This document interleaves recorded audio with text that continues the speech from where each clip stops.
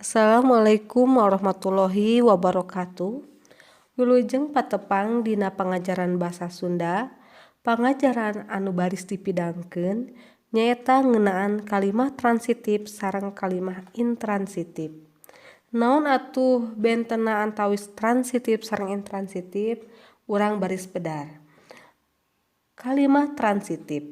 Contoh kalimah patih nepungan raja. Contoh kalimah kedua, sang raja nyiar ilmu. Kalimah-kalimah di luhur kaasup kalimah transitif.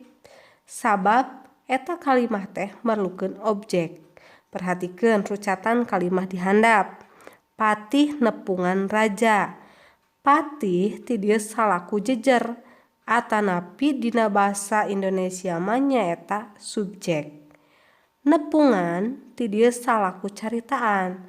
Lamun dina bahasa Indonesia mah nyaeta predikat. Terasan raja nyicingan di dieu salaku objek. Kukituna kalimah transitif nyaeta kalimah nu merlukeun objek. Sabalikna tina kalimah transitif aya kalimah intransitif.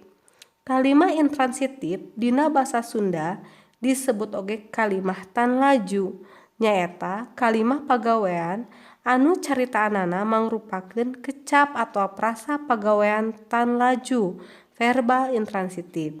Dina ieu kalimah kecap atau prasa tan laju teh teu mika butuh ayana kecap atau prasa nu jadi udagan. Jadi kalimah intransitif mah nu ngabedakeun jeung kalimah transitif nyaeta teu merlukeun udagan atanapi objek. Contoh Dewi kondang ngahuleng. Indung Prabu Dilaya nyusul. Ibu Suri terus ngadoa. Kalimah-kalimah ieu mah sabalikna tina kalimah transitif. Mangrupa kalimah anu teu perlu ku objek. Jadi disebutna oge kalimah intransitif. Perhatikeun rucatanana. Dewi kondang ngahuleng.